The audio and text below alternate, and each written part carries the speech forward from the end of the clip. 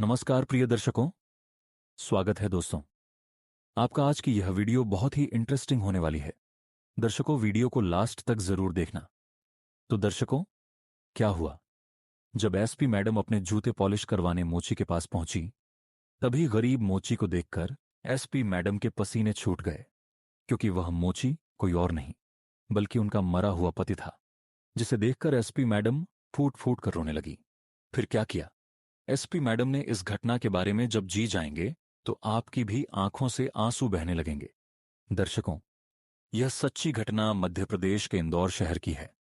आगे बढ़ने से पहले वीडियो को लाइक जरूर कर दें, और एक सच्चा देश प्रेमी ही इस वीडियो को लाइक करेगा और कमेंट बॉक्स में हर हर महादेव लिखेगा।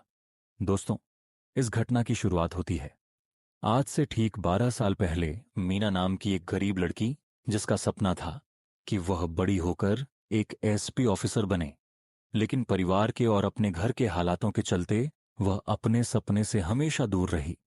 अपने घर के बुरे हालातों के चलते वह अपने सपनों को छोड़कर अपनी घर की स्थिति को सुधारने में लगी हुई थी। मीना के माता पिता बचपन से ही गुजर चुके थे और मीना की परवरिश उसके चाचा चाची कर रहे थे। उसके चाचा चाची हमेशा मीना को अपनी बच्ची की तरह ही पाला पोसा करते थे। उन्होंने कभी भी मान की पढ़ाई लिखाई में कोई समझौता नहीं किया, लेकिन हालातों के चलते मीना ने अपने सपनों को छोड़कर अपने घर की जिम्मेदारियां खुद अपने कंधे पर उठाई। मीना एक पढ़ी लिखी लड़की थी, जो कि 12वीं में काफी अच्छे नंबर लाकर पास हुई थी। वह आगे जाकर एक एसपी ऑफिसर बनना चाहती थी, लेकिन अपने घर की गरीबी को दूर करने के लिए वह अपने घर पर ही मोहल्ले के बच्चों को पढ़ाया करती थी, उनकी ट्यूशन लिया करती थी, और जो भी पैसा आता उन पैसों को अपने चाचा चाची को दे दिया करती थी। लेकिन उसके चाचा चाची हमेशा मीना को कहते कि बेटा, तेरा सपना है एसपी बनना, तो तू उसे पूरा कर, घर की जिम्मेदारियों को हम पूरा कर लेंगे जैसे तैसे। लेकिन मीना कहती कि नहीं, मैं अब बड़ी हो चुकी हूं और मैं आपको इतना संघर्ष करता हुआ नहीं देख सकती। आपने मेरे लिए बहुत कुछ किया है, मुझे भी अब आपके लिए कुछ करने दी। भगवान ने चाहा तो मैं आगे जाकर कुछ ना कुछ तो बन ही जाऊंगी। इसी के चलते मीना अपने परिवार की मदद कर रही थी। धीरे धीरे समय आगे बढ़ता जाता है। मीना अपने एसपी ऑफिसर बनने की जो ललक थी, जो सपना था, उसे धीरे धीरे खो रही थी। उसका मन हमेशा उदास रहता था। इतने में ही उसके जीवन में एक बहुत बड़ा बदलाव होने वाला था। उसके घर जो बच्चे ट्यूशन लेने आते थे, उन्हीं में से एक बच्ची थी जिसका का बड़ा भाई हमेशा उस बच्ची को ट्यूशन छोड़ने आता था और ट्यूशन लेने आता था। उसका नाम था सिद्धार्थ। सिद्धार्थ हमेशा मीना से बात किया करता था। अपनी छोटी बहन की पढ़ाई के लिए सिद्धार्थ और मीना दोनों एक दूसरे को धीरे धीरे जानने पहचानने लगे थे। सिद्धार्थ अक्सर बहाने मीना से मिलने आया करता था और मीना को भी सिद्धार्थ की बातें पसंद आती थीं। धीरे धीरे उन दोनों के बीच में दोस्ती होने लगी थी, और यह दोस्ती धीरे धीरे कब प्यार में बदल गई, उन दोनों को भी पता नहीं चला। अपनी छोटी बहन को कोचिंग छोड़ने आना और कोचिंग से वापस लेने आना, इसके बीच ही सिद्धार्थ को अपनी प्रेमिका मिल चुकी थी और मीना को अपना हमसफर मिल चुका था। मीना अक्सर सिद्धार्थ को कहती थी कि मुझे आगे जाकर एसपी ऑफिसर बनना था, लेकिन घर के हालातों के चलते वह आगे नहीं बढ़ पाई। सिद्धार्थ नाट को कहता कि तुम मुझसे शादी कर लो और शादी के बाद मैं तुम्हारी पढ़ाई आगे जारी रखूंगा। और लेकिन मीना कहती कि अगर मैं शादी कर लूंगी तो इस घर का क्या होगा? मेरी चाची अक्सर बीमार रहती हैं और मेरे चाचा इस घर को अकेले नहीं संभाल सकते। इस घर का क्या होगा फिर? लेकिन सिद्धार्थ कहता कि तुम चिंता क्यों करती हो? दरअसल सिद्धार्थ एक अच्छे घर का लड़का था। वह अपने घर का इकलौता लड़का था और उसके पापा की 2 फैक्ट्रियां थीं जिसको सिद्धार्थ संभालना था। सिद्धार्थ ने मीना से प्रॉमिस किया कि शादी के बाद वह उसके चाचा चाची का ध्यान भी रखेगा और उसकी पढ़ाई भी आगे पूरी करवाएगा। इसके बाद सिद्धार्थ अपने माता पिता को मीना के बारे में बताता है और मीना भी अपने चाचा चाची को सिद्धार्थ के बारे में बताती है, जिसके बाद दोनों घर के लोग आपस में मिलते हैं और मीना और सिद्धार्थ की शादी फिक्स कर देते हैं। कुछ ही दिनों के बाद दोनों की शादी भी हो जाती है। आखिर किसने सोचा था कि मीना और सिद्धार्थ इस तरह से मिलेंगे। शादी के कुछ दिनों के बाद ही सिद्धार्थ मीना को एसपी बनने के लिए कहता है और कहता है कि अब तुम्हें अपने सपने की ओर ध्यान देना चाहिए। लेकिन मीना कहती कि मुझे ससुराल को भी संभालना है। मेरे सपने के चलते रहे सास ससुर को कोई तकलीफ ना हो।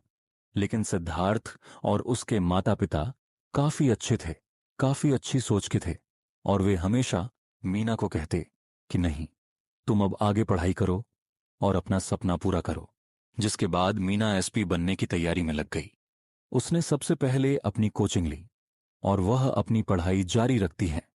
जिसके बाद उसने यूपीएसएससी की सिविल परीक्षा के लिए आवेदन दिया। धीरे धीरे समय आगे बढ़ता गया। अब उसकी परीक्षा की तारीख बहुत नजदीक आ रही थी, जिसके लिए उसको दिल्ली जाता, क्योंकि वह अपने शहर में रहकर आगे की पढ़ाई पूरी नहीं कर पा रही थी। वहां पर इतने संसाधन भी नहीं थे, और दिल्ली में यूपीएसएससी की तैयारी के लिए काफी अच्छी व्यवस्था थी। तो उसने सिद्धार्थ से कहा कि मुझे अब दिल्ली जाना पड़ेगा। सिद्धार्थ ने कहा कि तुम चिंता मत करो, तुम दिल्ली जाओ, मुझे तुम पर पूरा भरोसा है कि तुम वहां जाकर काफी अच्छे से पढ़ाई करोगी और एक दिन एसपी ऑफिसर बनकर ही वापस लौटोगी। इसके बाद मीना दिल्ली जाती है। उसके साथ सिद्धार्थ भी जाता है। दिल्ली जाकर मीना सबसे पहले कोचिंग में एडमिशन लेती है। कुछ समय के बाद वह अपनी सबसे पहली सिविल परीक्षा देती है, जिसका रिजल्ट जब आता है तो वह काफी गदगद हो जाती है। मीना अपनी पहली सिविल परीक्षा में काफी अच्छे नंबर लाकर पास होती है, जिसकी खबर सुनकर सिद्धार्थ और उसके घर वाले बहुत खुश होते हैं। धीरे धीरे समय आगे बढ़ता है और वह पढ़ाई में काफी तीव्र थी। उसके सपने बहुत ज्यादा उसके मायने रखते थे, जिसके चलते वह कभी भी अपने सपनों से सैक्रिफाइस नहीं करती थी। मी अक्सर सिद्धार्थ से बात करती थी। उसे पता था कि सिद्धार्थ ने ही उसकी जिंदगी में एक नयापन लाया है। इसके बाद उसकी स्टेट लेवल की एग्जाम हुई, जिसमें भी वह काफी अच्छे नंबर लाकर पास हुई। दोनों परीक्षाओं में पास होने के बाद मीना काफी खुश थी। इसके बाद उसका इंटरव्यू होता है और इंटरव्यू में भी थी वह काफी अच्छे नंबर लाकर पास होती है। जिसके बाद वह केवल एक कदम दूर थी। एसपी ऑफिसर बनने के लिए उसे अपना फिजिकल देना था, और जिसमें भी वह काफी अच्छा से अपने फिजिकल को क्लियर करती है और वह एक एसपी ऑफिसर बन जाती है। इसकी खुशी इतनी थी कि वह कुछ समझ नहीं पा रही थी। जिस दिन उसका परिणाम आया, उसे दिन वह सिद्धार्थ को मिलने पहुंची। वह दौड़ी दौड़ी दौड़ी दौड़ी दौड़ी रेलवे स्टेशन गई। इसके बाद वह इंदौर पहुंची, जहां जाकर उसने सिद्धार्थ को सबसे पहले यह खुशखबरी दी कि वह अब एक एसपी ऑफिसर बन चुकी है। वह सिद्धार्थ के गले लगती है और कहती है, तुम्हारा बहुत बहुत शुक्रिया। अगर आज तुम मेरी जिंदगी में नहीं आते तो मेरा यह न कभी पूरा नहीं हो पाता। सिद्धार्थ भी अपनी पत्नी की तरक्की देखकर बहुत खुश था। असलियत में सिद्धार्थ ही वह लड़का था जिसने असलियत में मीना को एक एसपी ऑफिसर बनाया। उसके अंदर वह जुनून वापस से पैदा कर, उसकी पढ़ाई के लिए खर्चा कर, उसको एक गरीब परिवार से उठाकर एक एसपी ऑफिसर बनाया। इसके बाद दोस्तों, उसके चाचा चाची भी बहुत खुश थे। उसके सास ससुर भी बहुत खुश थे। जैसे जैसे समय आगे बढ़ता गया, मीना की ट्रेनिंग हुई। ट्रेनिंग के बाद वह सबसे पहले उत्तर प्रदेश के कानपुर शहर में अपनी ज्वाइनिंग लेती है। एसपी के पद पर मीना कानपुर में अपनी ड्यूटी कर रही थी। मीना ने सिद्धार्थ को कहा कि तुम मेरे साथ यहां कानपुर में रहने आ सकते हो, क्योंकि कानपुर में करीब 2 सालों तक मीना की ड्यूटी थी। सिद्धार्थ मीना को कहा कि यहां पर भी का काफी सारा काम है फैक्ट्री में, और वह फैक्ट्री को छोड़कर नहीं आ सकता है। जिसके चलते मीना अपने चाचा चाची के साथ कानपुर में रहने लगी थी और वह अपनी ड्यूटी कर रही थी, और उधर सिद्धार्थ इंदौर में रहकर अपनी फैक्ट्री संभाल रहा था। कभी कभी छुट्टियों में दोनों एक दूसरे से मिल लिया करते थे। इसी बीच उसके जीवन में एक बहुत बड़ी घटना घटने वाली थी, जिसकी कभी उसने कल्पना भी नहीं की। उसे थी सिद्धार्थ मीना से मिलने के लिए कानपुर आ रहा, जिसके लिए उसने बस पकड़ ली थी। वह बस के माध्यम से कानपुर जा रहा था, लेकिन नहीं पता था कि आज उसके जीवन में एक बहुत बड़ा हादसा होने वाला है। जिस बस से वह कानपुर जा रहा था, रात्रि में उसकी बस एक खाई में गिर जाती है, और उस खाई का बहाव बारिश की वजह से बहुत तेज था। जिसकी खबर जब सुबह मीडिया को मिलती है तो मीडिया के माध्यम से मीना को भी यह खबर पहुंचती है। और जब मीना यह खबर सुनती है कि इंदौर और से कानपुर आ गया करते आधी की कीर्ति हो रही बस में सवार 25 लोगों में से करीब 19 लोग उस नहर में बह चुके हैं और कई लोगों की लाश बरामद हुई है और कई लोगों की लाश भी बरामद नहीं हुई थी, यह सुनकर मीना के पैरों तले जमीन खिसक गई। वह दौड़ी दौड़ी कानपुर इंदौर हाईवे पर पहुंची जहां पर वह हादसा हुआ था। वह एक एसपी ऑफिसर थी जिसके चलते उसको सारी प्राथमिकताएं मिल रही थीं। उसने सबसे पहले अपने पति को ढूंढना चाहा, लेकिन वह बचे हुए 5 लोगों में से नहीं था और जो बाकी के 19 लोग थे जो उस नहर में बह चुके थे जिसमें से कुछ की लाश मिली थी। मीना ने जब उन लोगों की तलाशी ली, उन लोगों के चेहरे देखे, लेकिन उनमें उसका पति सिद्धार्थ नहीं था। मीना की हालात बहुत खराब थी। मीना अपने पति को ढूंढ रही थी, लेकिन उसका पति ना ही जिंदा मिल रहा था और ना ही उसकी बॉडी मिल रही थी। मीना बहुत परेशान हो चुकी थी। उसने पूरे प्रशासन की मदद ली, लेकिन ना ही सिद्धार्थ नहर में मिला और ना ही आसपास के इलाके में मिला। समय बीतता जा रहा था। वहां का प्रशासन कह रहा था कि जिस रात यह घटना हुई उस रात उस नहर में पानी का बहाव बहुत तेज था, जिसके चलते हो सकता है कि सिद्धार्थ पानी में बह गया हो और आगे की ओर चला गया हो या फिर किसी तालाब नदी में बह गया हो। आगे जाकर अब सभी लोग मीरा को समझा रहे थे और मीरा के माता पिता को समझा रहे थे कि अब आप सिद्धार्थ को भूल जाइए, क्योंकि इस हालात में वह अब जिंदा नहीं रह सकता है। लेकिन मीरा हार नहीं मान रही थी। धीरे धीरे वह अपने पति को ढूंढने के लिए हर संभव प्रयास कर रही थी। समय बीतता जा रहा था। करीब 1 महीना हो चुका था, लेकिन फिर भी सिद्धार्थ का पता नहीं चला। धीरे धीरे अब मीरा और उसके माता पिता ने हार मान ली थी और वह समझ चुके कि अब सिद्धार्थ नहीं रहा। इसके बाद मीरा ने सिद्धार्थ के माता पिता को अपने साथ कानपुर बुला लिया और वह अपने सास ससुर, अपने चाचा चाची के साथ रहने लगी। सिद्धार्थ के पिता उन फैक्ट्री को संभालना करते थे, कभी कभी इंदौर जाया करते थे।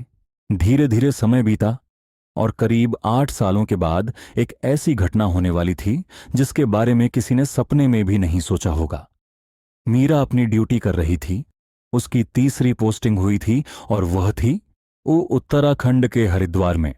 मीरा की उत्तराखंड के हरिद्वार में पोस्टिंग हुए करीब 10 दिन हो चुके थे। उसने अपने परिवार को भी हरिद्वार बुला लिया था। मीरा अपने ऑफिस में सिद्धार्थ की तस्वीर रखा करती थी। वह हमेशा सिद्धार्थ को देखती थी और उससे बातें किया करती थी। एक दिन की बात है, जब वह अपनी ड्यूटी पर जा रही थी, तभी वह अपने जूतों को देखती है तो उनकी चमक थोड़ी फकी पड़ चुकी थी, जिसके चलते वह अपने ड्राइवर को कहती है कि ड्राइवर, गाड़ी को किसी मोची की दुकान की तरफ ले लेना, मुझे अपने जूते पॉलिश करवाने हैं। ड्राइवर थोड़ी देर के बाद एक मोची की दुकान पर अपनी गाड़ी रोकता है, जिसमें से एसपी मैडम बाहर निकलती है और मोची को आवाज लगाती है कि अरे भैया सुनो, मेरे जूते पॉलिश कर देना। तभी अंदर से एक मोची आता है जो कहता है, जी मैडम, अभी आया, आपके जूते पॉलिश करता हूं। और जैसे ही वह मोची अपने दुकान से बाहर आता है और उसका चेहरा जब मीना देखती है तो मीना दांग रह जाती है, क्योंकि वह मोची कोई और नहीं बल्कि सिद्धार्थ था। उस मोची का चेहरा बिल्कुल सिद्धार्थ से मिल रहा था, लेकिन उस मोची के सर पर टांके लगे हुए थे जो कि साफ साफ दिखाई दे रहे थे। मीना सोच में पड़ चुकी थी कि यह सिद्धार्थ कैसे हो सकता है। जब मीना ने उस मोची से बात करी और वह मोची मीना की ओर देखा तो उस मोची ने मीना को नहीं पहचाना और कहा कि जी मैडम, बोलिए क्या हुआ। तो मीना ने कहा कि मैंने तुम्हें कहीं देखा है, क्या तुम मुझे पहचानते। तो सिद्धार्थ ने कहा कि नहीं मैडम, मैं आपको नहीं पहचाना, आप कौन हो। यह सुनकर मीना को बहुत बड़ा झटका लगता है। मीना कहती है कि तुम मेरे पति सिद्धार्थ हो। यह सुनकर वह मोची हंसने लगता है और कहता है, अरे मैडम, क्यों मजाक कर रहे हो मुझ जैसे गरीब मोची से। तभी मीना कहती है, तुम अपने हाथ की जो बाएं हैं उन्हें ऊंचा करो, अपने शर्ट की जो बाएं हैं उसे ऊंचा करो। तो जैसे ही वह मोची अपने शर्ट की बाएं ऊंची करता है तो उसे के हाथ पर वही टैटू था जो टैटू सिद्धार्थ के हाथों पर था। सिद्धार्थ ने अपने हाथों पर उसकी शादी की तारीख लिखवा रखी थी। वही शादी की तारीख उसे मोची के हाथों पर भी थी। जिसे देखकर मीरा समझ चुकी थी कि यह तो सिद्धार्थ ही है। उसे कन्फर्म हो चुका था। वह अपने पति को वापस जिंदा देखकर अंदर ही अंदर बहुत ज्यादा कांप उठी थी। उसकी आंखों में आंसू आ चुके थे। वह समझ नहीं पा रही थी कि वह करें तो क्या करें। उसने तुरंत उस मोची को उठाया और गले लगा लिया और कहा कि तुम इतने सालों तक कहाँ थे? मैं तुम्हें कितना ढूंढा, लेकिन उस मोची के समझ में कुछ भी नहीं आ रहा था। इतने में अंदर से एक बूढ़ा आदमी बाहर आया। जो यह मंजर देख रहा था उसने कहा, मैडम, क्या हुआ? तो मीरा उस बूढ़े आदमी को कहती है कि यह मेरे पति है, जो आज से 12 साल पहले एक नहर में डूब गए थे। एक बस एक्सीडेंट में यह एक नहर में बह गए थे और उसके बाद मुझे यह नहीं मिले, और आज करीब 12 सालों बाद यह मुझे वापस मिले हैं। इस हालत में तो यह बूढ़े आदमी कहते हैं कि यह तुम्हारे पति हैं। अरे वाह, यह तो एक चमत्कार हो गया है। वह बूढ़ा आदमी कहने लगा कि यह मुझे एक नदी में तैरता हुआ मिला था। इसके सर पर काफी गहरी चोट आई हुई थी, जिसके बाद मैंने इसका आपने घरेलू इलाज किया और इसको अस्पताल ले गया, लेकिन यह अपनी याददाश्त भूल चुका था। कई दिनों तक यह बेहोश रहा। मैंने इसके घर वालों को कई समय तक ढूंढा। लेकिन वह मुझे नहीं मिले और ना ही इसे अपनी याददाश्त आ रही थी। फिर मैंने इसे अपना बेटा बना लिया और यह मेरे साथ ही रहने लगा और मेरे काम में हाथ बंटाने लगा। यह सुनकर मीरा को काफी बड़ा झटका लगा। उसने अपने पति को वापस पा लिया था। सिद्धार्थ, यानी कि वह मोची भी, यह सुनकर काफी ज्यादा शॉक हो चुका था। सिद्धार्थ जान चुका था कि यह मेरी पत्नी है, लेकिन सिद्धार्थ की अभी भी याददाश्त नहीं आई थी। इसके बाद मीरा कहती है कि क्या मैं इनको मेरे साथ ले चलूं? तो यह बूढ़ा आदमी कहने लगा, हां, क्यों नहीं। अगर यह जाना चाहे तो आप जरूर ले जाइए। इसके बाद सिद्धार्थ भी तैयार हो जाता है और वह अपने माता पिता से वापस मिलता है और अपनी पत्नी को भी वापस पा लेता है। लेकिन उसे अभी तक अपनी याददाश्त वापस नहीं मिली थी। जिसके बाद मीना अपने पति सिद्धार्थ को एक बड़े न्यूरोलॉजिस्ट के पास ले जाती है। धीरे धीरे उसका इलाज चलता है और उसे अपनी याददाश्त वापस मिल रही थी। उसके माता पिता अपने बच्चे को वापस पाकर काफी खुश थे। मीरा भी अपने पति को करीब 12 सालों के बाद वापस पाकर काफी खुश थी। इस घटना को जिसने देखा वह काफी दंग रह गया। सभी के आंखों में आंसू आ गए थे। इस घटना से आपको क्या सीख मिलती है? भगवान चाहे किसी भी व्यक्ति के साथ बुरा क्यों ना करें, लेकिन अंत में जाकर सभी के साथ अच्छा जरूर करते हैं। दोस्तों, इस घटना से आपको क्या सीख मिलती है? कमेंट में जरूर बताइएगा दोस्तों। अगर वीडियो पसंद आया तो हमारे अगली वीडियो में, तब तक के लिए आप सभी दर्शकों का तहे दिल से धन्यवाद।